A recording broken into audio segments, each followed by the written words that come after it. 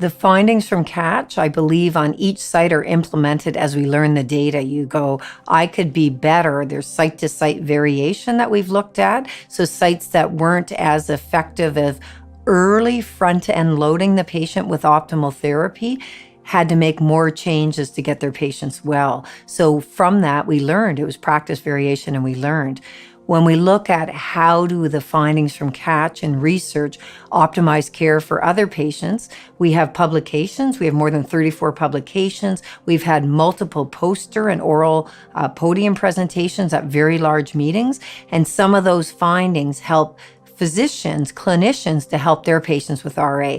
For instance, habits can affect remission. So some of these habits are tough to change and some are easier to change. We can try to improve adherence. If you don't take drugs, they don't work at the beginning. Later, you might get drug-free remission or lower amounts of meds, but people need to be adherent. In other words, following the treatment plan is a better prognosis or a better outcome for the patients, but also some lifestyle areas we might be able to counsel on, as can our colleagues, such as if you could lose weight, stop smoking, you have a higher chance of going into remission and doing better and feeling better.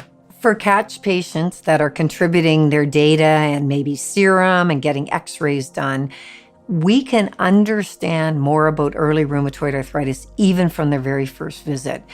And we can also understand a lot if they're doing great for years and we don't want them to drop out, or if they're not doing great and struggling. So the time to remission, the trajectory of response, we can understand quite early how you might do at 5 years, but it's only a prediction. So we can use data from our patients who are volunteering with their blood, sweat, and tears, giving us serum, giving us questionnaires, and having their x-rays done and other things. We can understand more, and more is better because we've seen time trends.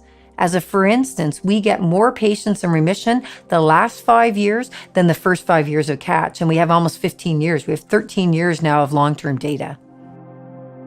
I think what's really important in research is that we're trying to find out to treat patients better, and people feel part of something when you're a patient and you're trying to cope with a new diagnosis, and it's so important to be part of that because it's made me a better doctor. And we have research from bench to bedside. Some of the x-rays are being examined, some of the blood tests, sometimes serum is frozen for other biomarkers.